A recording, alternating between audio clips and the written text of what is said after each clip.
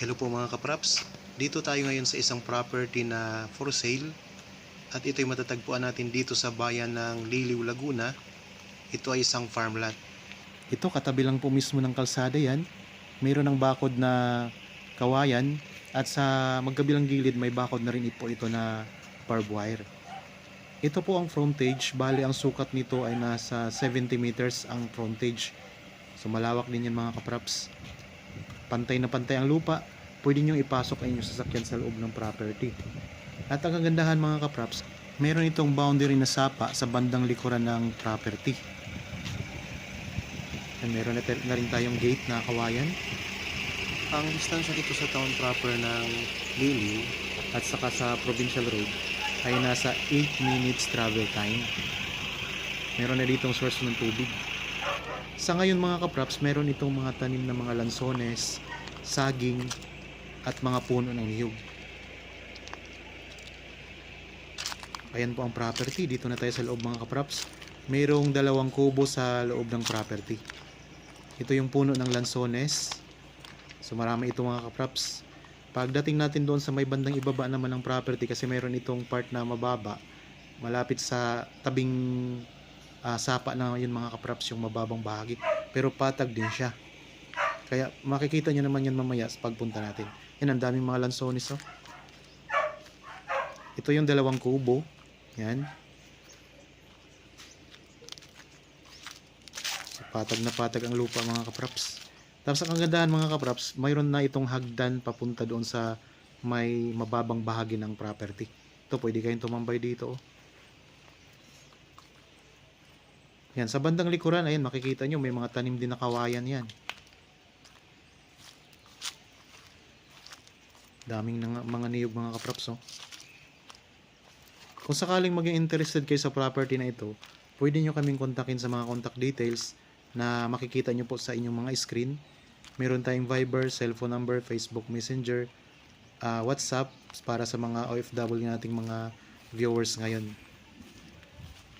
So yan, may income na rin po ito kasi yung niyog at saka lansones yan, mga namumunga na yan mga kapraps. Okay, pupuntahan natin yung ibabang bahagi ng property. So ito po yung sinasabi ko kanina na hagdanan. Tara po, punta tayo. So kung sakaling mabili nyo ito mga kapraps, pwede nyo pa itong i-develop ang hagdan.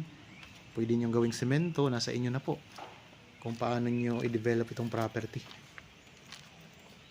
Pwede kayo ditong maglagay ng resort o i-develop nyo as resort itong property. Pwede rin kayong maglagay o magtayo ng inyong rest house kasi maayos din po, aliwalas din po ang klima dito, malayo sa pollution at tahimik yung lugar mga kapraps.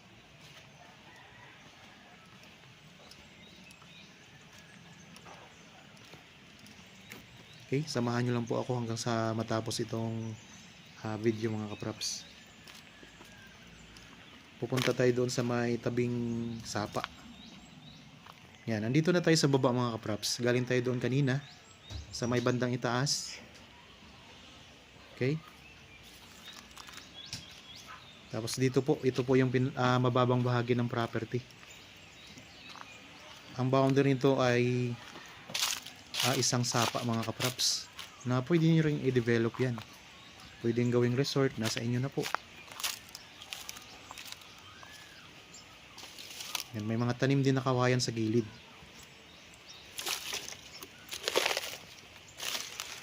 Ito na po ang sapa. Palibot po yan, paikot yan mga kapraps.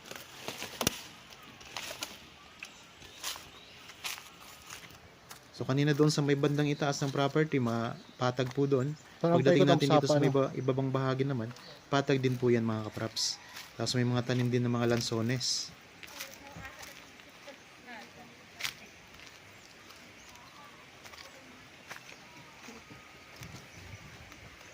Yan, puntahan natin ang sapa.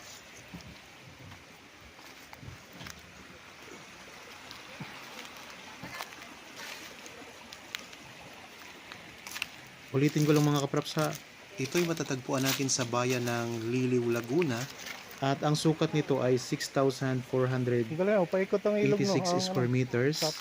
Ito ay titulado Ang frontage po, pinakita ko sa inyo kanina ay nasa 40 meters. May sakop na isang sapa mga kaprap sa bandang likuran. Dito na tayo ngayon sa bandang likuran ng property.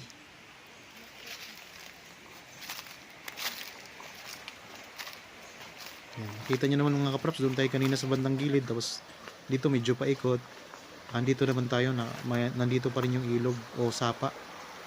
Ayan, malinaw po ang tubig. At tuloy-tuloy po ang agos niyan.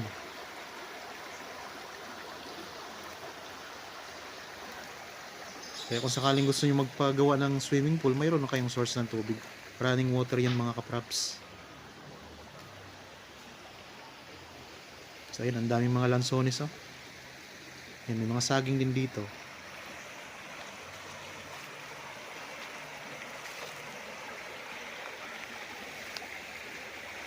So marami tayong mga viewers o mga buyers na naghahanap ng property na may source ng tubig.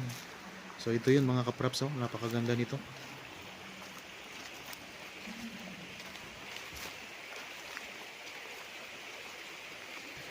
At ang presyo ay makikita nyo sa description box at sa title po nitong video.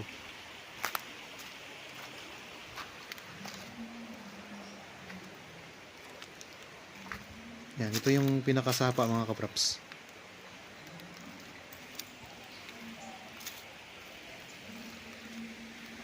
So sa mga interested dyan, pwede kayong tumawag sa amin, mag-text o mag-chat. Tapos ang karagdagang mga detalye, pwede nyo itanong pa sa amin. At mababasa nyo rin naman po sa description box mga kapraps ang detalye nito.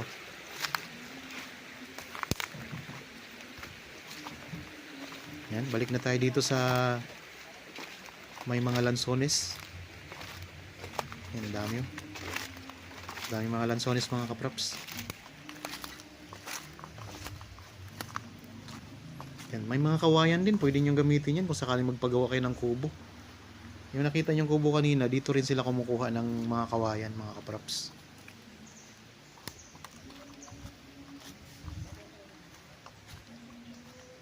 Yan, ang daming kawayan, oh. Ngayon ko lang ito nakita.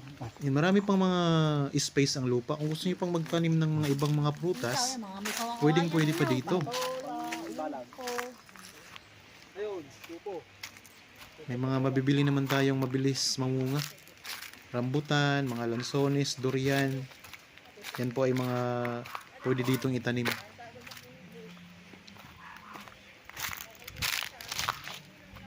Kami rin mga puno ng niyog dito. Okay, balik tayo doon sa taas mga kapraps. Akyat tayo ulit.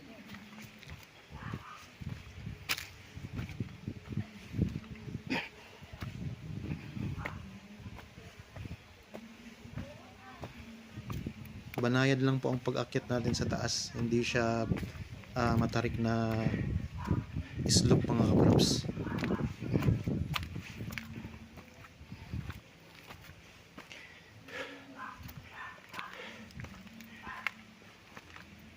Okay, nandito na tayo ulit sa taas mga kapraps ng property.